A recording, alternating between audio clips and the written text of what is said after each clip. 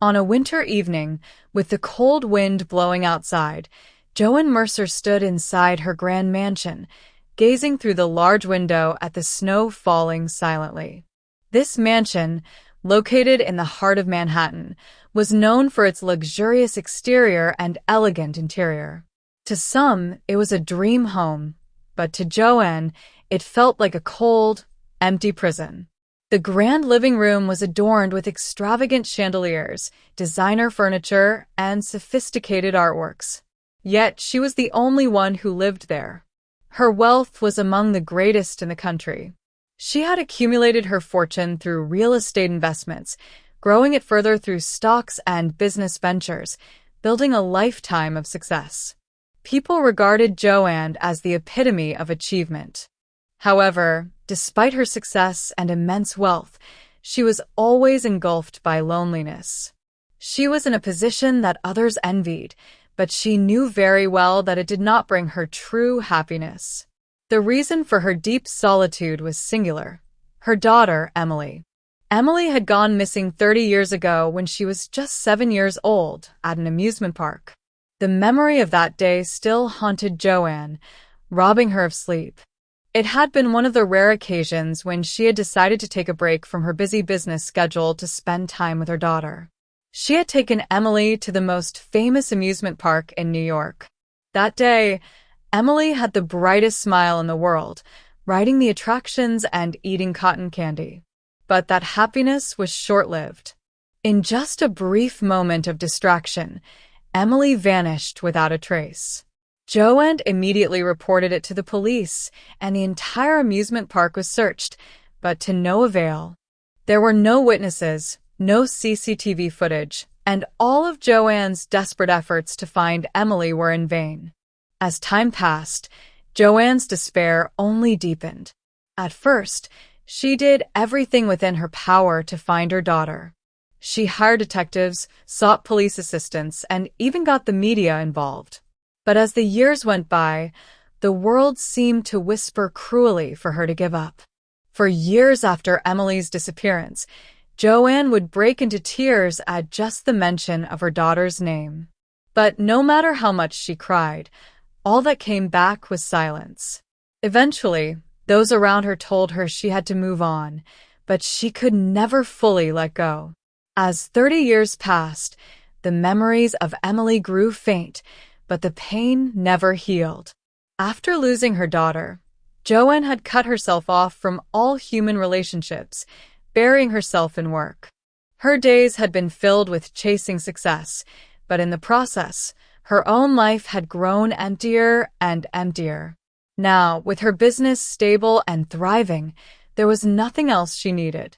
She had all the money and fame one could ask for, yet the emptiness inside her only grew with each passing day. Lately, Emily had begun appearing more frequently in her dreams. In those dreams, Emily always reached out her hand toward her, but Joan would wake up before she could grasp it. And upon waking, an overwhelming sadness and guilt would consume her. I should have protected Emily better. Why did I look away for just that moment? She sighed deeply, blaming herself. That evening, Joan had planned to prepare a meal for herself, but, lacking the energy, she simply grabbed a cup of instant noodles. She knew she was isolating herself with this repetitive routine, yet the solitude felt oddly comforting. But at that moment, the phone rang. "Joan, if you keep staying home like this, you're going to get sick," said her friend Lisa. "I know a little restaurant, cozy and welcoming, with great food and wonderful people. Come with me tonight." At first, Joan refused, but Lisa's persistent persuasion eventually wore her down, and she agreed. A few hours later, Lisa picked her up, and they arrived at a quiet alleyway, slightly removed from the bustling streets of Manhattan. The exterior of the restaurant was simple, but the warm light spilling from its windows radiated an inviting atmosphere. As soon as they stepped inside, Joan was greeted by the comforting aroma of homemade food, accompanied by soft background music. The walls were lined with handwritten notes and photographs left by customers. On each table sat a modest yet thoughtful flower arrangement. It was nothing like the high-end restaurants Joanne usually frequented, but the place exuded a warmth she couldn't quite explain. "This is the place I told you about," Lisa said with a bright smile, leading Joanne to a table. Joanne felt slightly out of place but followed Lisa's lead, moved by her friend's enthusiasm. A waiter approached with water and a menu, and after placing their orders, Joanne quietly observed her surroundings. The restaurant was pleasantly lively but not overcrowded, with guests chatting warmly, creating an inviting ambience. Her gaze wandered to a waitress who was moving efficiently between tables, engaging kindly with customers. The name on her tag read Anna. She was a young woman, greeting customers with an effortless smile as she served meals and exchanged words with them. Anna's attentiveness to each guest, her natural charm, and the way she took care of people left an impression on Joanne. Before she realized it, Joanne found herself watching Anna closely. There was something oddly familiar about her.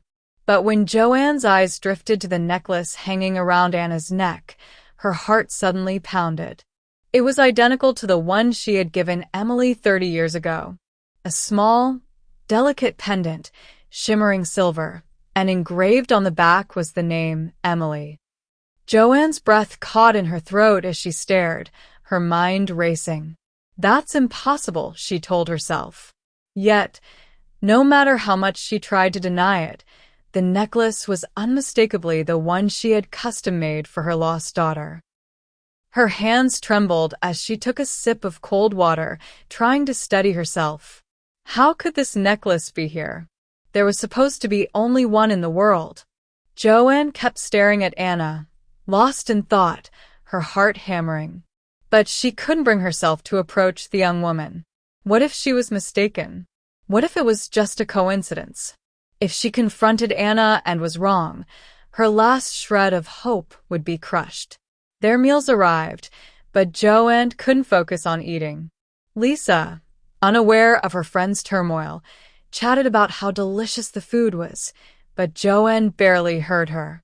Her mind was consumed by a single thought: Anna and that necklace.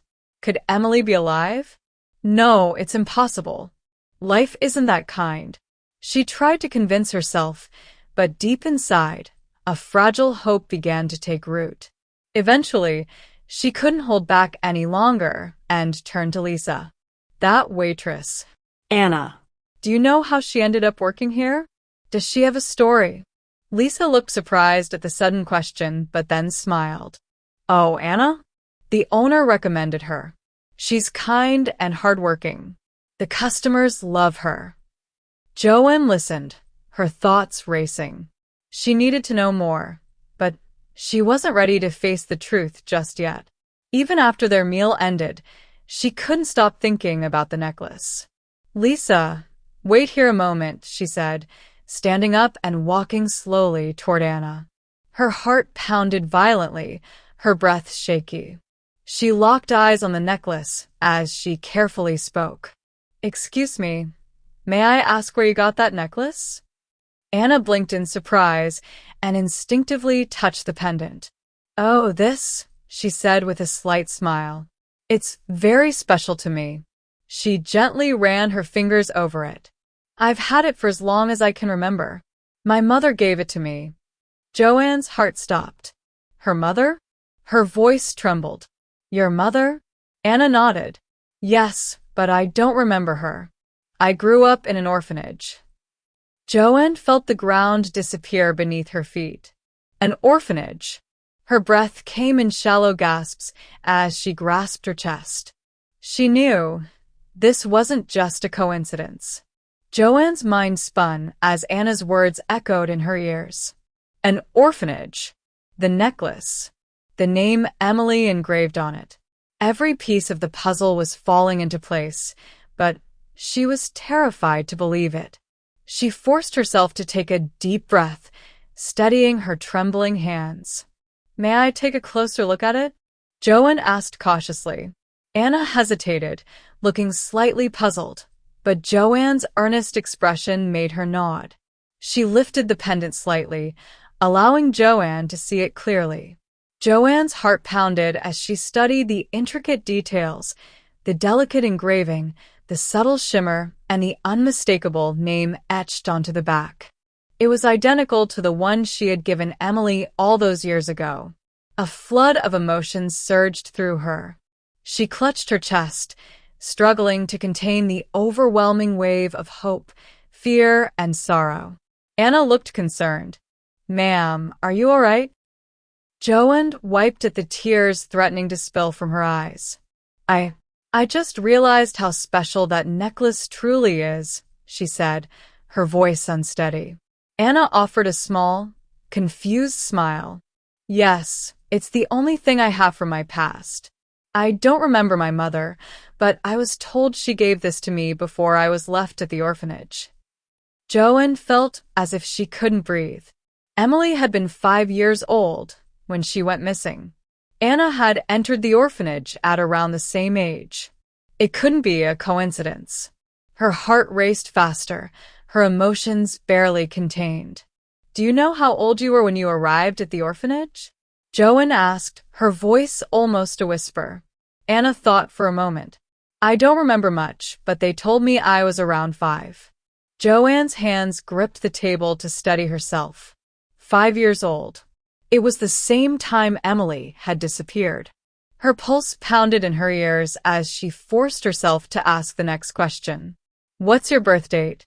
Anna tilted her head at the odd inquiry but answered, "April 15th, 1989. Joanne's world tilted. April 15th, Emily's birthday. It was her. She was certain now. Her daughter, whom she had searched for tirelessly, whom she had mourned for 3 decades, was standing right in front of her. Tears welled up in Joanne's eyes, but she held them back. She couldn't just blurt it out. This was too sudden. What if Anna wasn't ready for the truth? What if she rejected her? Joanne swallowed hard, trying to gather her thoughts. The truth needed to be confirmed beyond doubt. There was only one way. She took a shaky breath and said, "Anna, would you be willing to take a DNA test with me?" Anna's brows knitted together. A DNA test? "Yes," Joanne said carefully, her voice filled with emotion. "There's a possibility that I might know something about your past." Anna studied her for a long moment, sensing the urgency in her words. A part of her was hesitant, but another part was curious. After a pause, she nodded. "All right. I've always wondered about my past anyway." Joanne let out a breath she hadn't realized she was holding. "Thank you," she said softly. A few days later, they sat in a sterile clinic, waiting for the results. Joanne's hands trembled as she clutched a tissue in her lap. This was the longest wait of her life.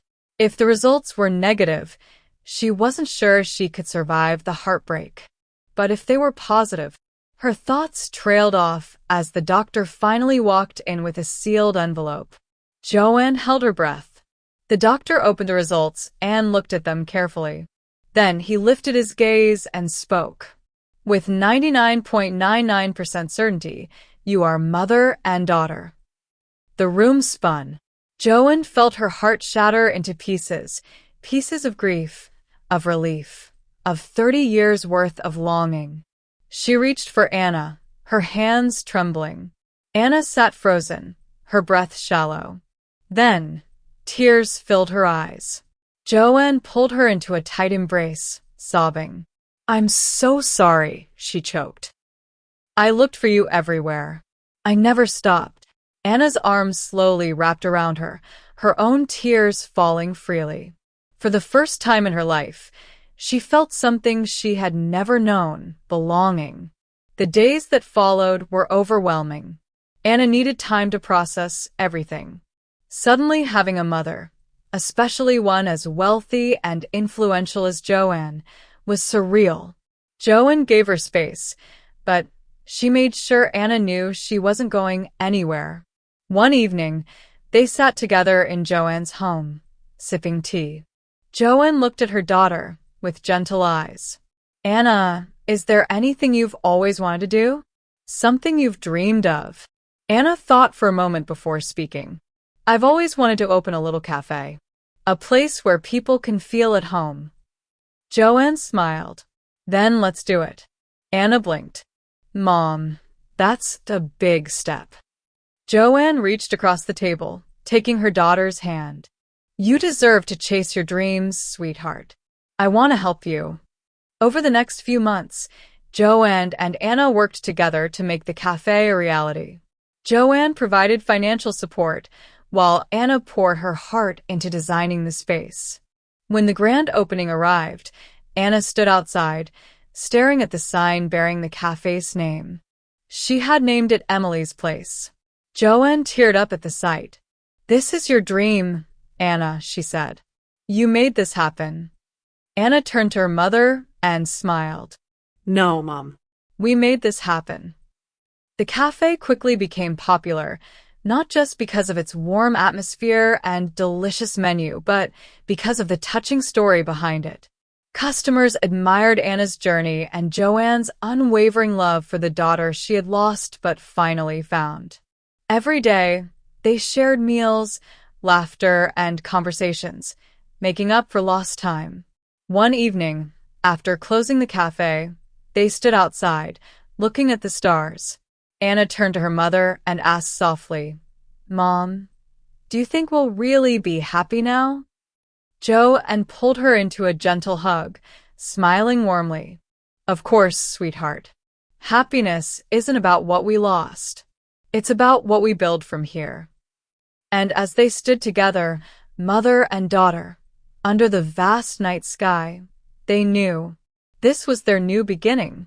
The past no longer defined them. Their future was theirs to create together.